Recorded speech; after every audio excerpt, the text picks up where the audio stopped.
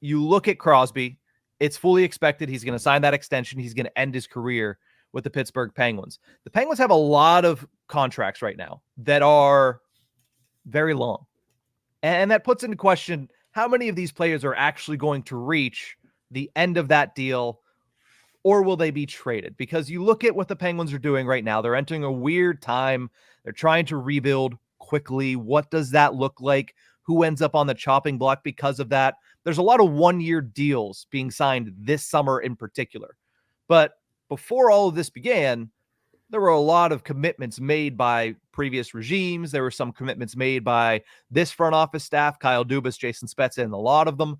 So we're going to go down through 5 names here of players that have some interesting circumstances coming up over the next couple of seasons, some of them this year, some of them a little further in the future, and ask the question, which of them will actually make it through the end of their contract? And let's start with somebody who I think going into this year is 100% staying on the Pittsburgh Penguins for multiple reasons. But I think that after this year, it gets a little interesting, and that's Bryan Rust. Mm-hmm. He has 4 years remaining on that contract, which lines up directly with Chris Letang, which lines up reportedly with what Sidney Crosby is going to sign for, which is a 3-year contract.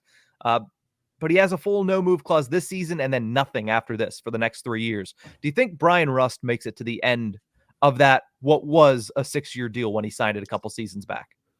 I don't know. I know the team loves Bryan Rust. I know he's a great player for this team. He plays really well with Sidney Crosby, plays really well with Evgeny Malkin whenever he gets that chance.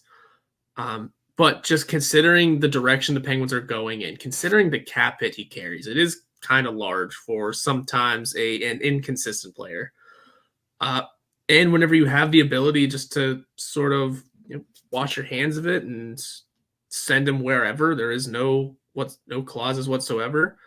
I don't even know about next season, 25-26, if that's when it would happen. I could see closer to the last 2 years of it being the time for Bryan Rust to be sent to the happy trails. And again, it's nothing against Bryan Rust. It is just me kind of looking as much as I can into the crystal ball of the Penguins, which is the future isn't super bright.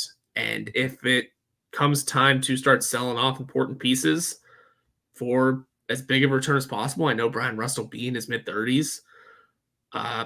That's probably the first domino to fall, just because he's not part of the core and may still have some production left in him and is a decent amount of money coming off the cap. Yeah, you look at last season, he was a 30-goal scorer, even though he didn't reach that. If he was healthy, he's a 30-goal scorer. Yeah. So by 2026, he's at the very least going to be a pretty decent goal-scoring bottom 6 guy that if you can get some good value for in return, it would make sense to use him as a trade piece. Now, I understand that there is a lot of love for Bryan Rust in Pittsburgh. I mean, the guy was part of 2 Stanley Cup teams. He was Mr. Game 7 in the Eastern Conference Finals back in 2016. Both goals being scored by him. I mean, he's a playoff performer that, if he's healthy, plays in all 3 aspects of the game and can really help your team. Now, again, the Penguins right now, they're in a weird position because they're trying to rebuild, but they're trying to give the team on the ice an opportunity to play above their skis and to get into the playoffs on their own merits. Bryan Rust is a big part of that, right? And Sidney Crosby losing Jake Gensel, he's going to want to lean on Bryan Rust. They're going to want to have him lean on Bryan Rust, especially right now when they don't have that other winger on the other side of things. It's Drew O'Connor as of right now again. So I do think that there's a good chance that his trade value is just too good to pass up, especially for a team that, if they're going into a rebuild right now, we'll see where it's at in the future. Again, that's what the unpredictable part of this is where do they end up coming from? Like, is Ville Koivunen going to be a bona fide NHLer top 6 guy in the near future? Is Braden Yeager going to make that jump and make it so easily and so smoothly that it almost makes not trading Bryan Rust seem like it's a misstep? So I think there's a lot of things that go into this conversation, but I do think that there's a chance that Bryan Rust does not make it to the end of that 4-year contract. Let's move over and talk about somebody that was brought in by Kyle Dubas and the current front office staff. Erik Karlsson has 3 more seasons left. Again, similar to Bryan Rust, we all agree that he's not going anywhere this year. Honestly, and I'll get into this, he's probably not going anywhere next season as well, but he has 3 more years at full no-move clause on it. What do you think about Erik Karlsson's future with the organization? I think this was pretty close to set in stone. That last year of the deal could get interesting depending on the direction the Penguins are in, because that lines up with about the time that I think Brian Rust would be sent out as well. So the Penguins would have this upcoming season 24-25, and then the following season 25-26, lining up with the Malkin thing, to really figure it out. And if things aren't working out going into 26-27, here comes the real teardown. And I could see Erik Karlsson being a part of that. But at the same time, it depends on how good of a player he looks and where the team is at. Mm-hmm. I would say at the moment, also he'd be an aged veteran, depending on what the first few seasons looked like. Maybe you just kind of go, all right, fine, walk to free agency. I don't think we're uber worried about it. I could see him finishing this one out, though. I think I'd be more inclined to say Karlsson finishes this one, just because age, that's a lot of money, a ton of money to try and trade, even a couple years down the line, knowing what the salary cap may be. But for an aged veteran with a full no-move clause, it was hard to get him here in the first place. So I would say Karlsson finishes his out.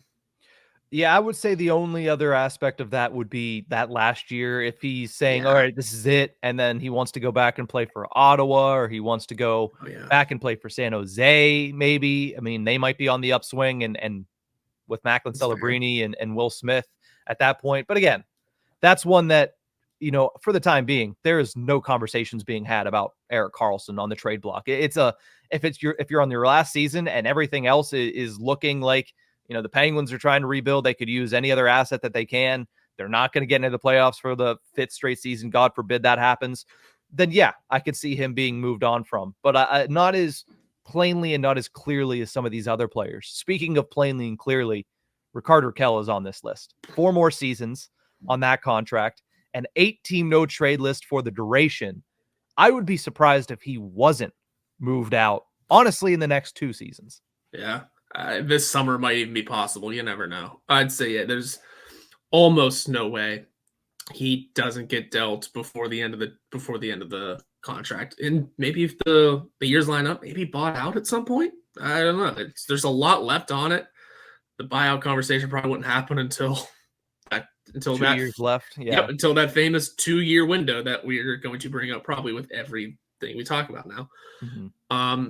But yeah, I just don't foresee him finishing this contract here. It was long when he was given it in the beginning. I think the money was fine considering the year he was coming off of.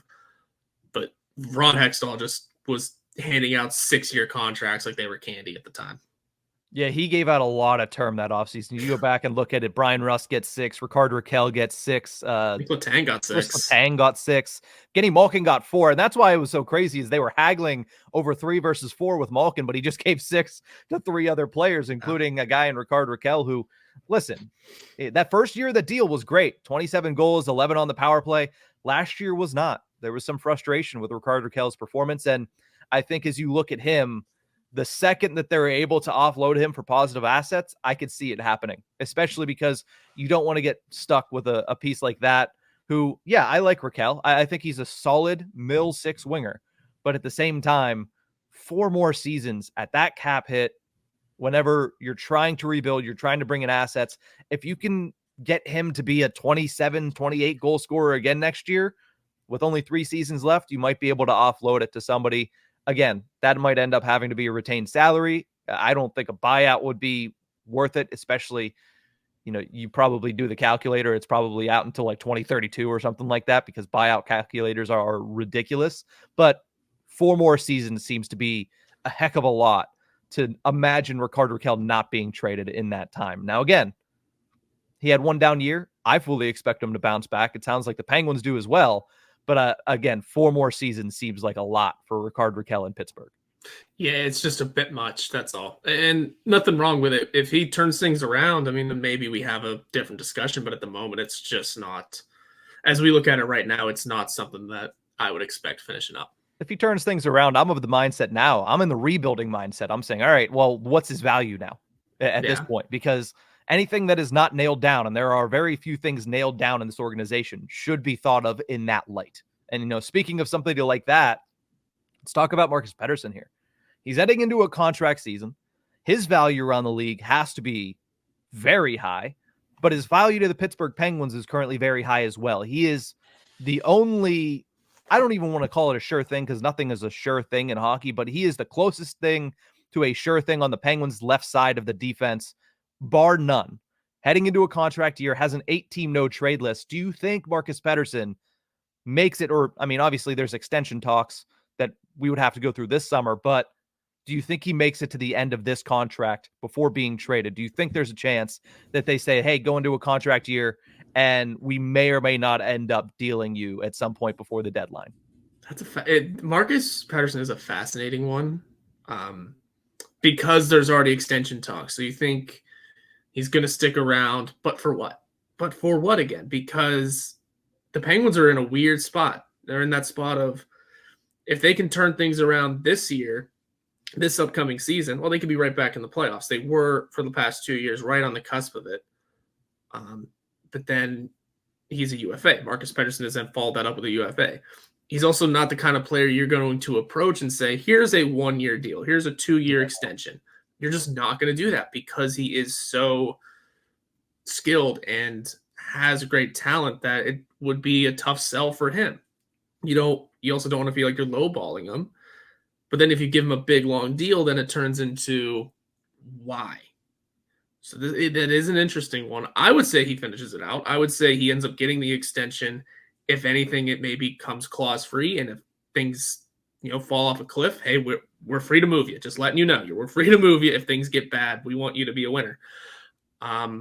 So I could see Marcus Pettersson finishing out the deal he's on now at a little over $4 million, signing an extension of sorts, and then going from there. That's a tough one to nail down, but I'm looking at it optimistically.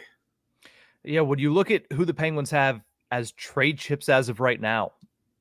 Perhaps none higher or potentially bringing back more than a guy like Marcus Pettersson. Obviously, you have your Crosbys, your Malkins, but those are guys, like I mentioned earlier, nailed to the floorboards, not going anywhere. Marcus Pettersson on a contract year, there's a lot of teams that would overpay for his services, especially if you get to the trade deadline and certain teams, I look at a team like the Devils. If they were in a better position last year, they might have been buying defensive defensemen because Dougie Hamilton was hurt a lot of the season. They needed better defense. Obviously, you saw what they did this offseason, trading out Marino, bringing guys like Brett Pesce, like Brendan Dillon. So there's a lot of teams that would certainly inquire about his services. It becomes a very interesting conversation with the contract extension talks, right? Yep. And I think that goes to show with the quote that we talked about last week from Kyle Dubas saying, this is not a tear it down to the studs operation here. The guys in the locker room are too good for that. Are the guys in the locker room too good to get rid of pretty much the only consistent performer on the left side of the defense that they have? That's going to be an interesting story to follow. And again, I don't really know the answer to it, but I do think that if you're looking at this from a pure rebuild standpoint, there is not many better pieces than Marcus Pettersson to trade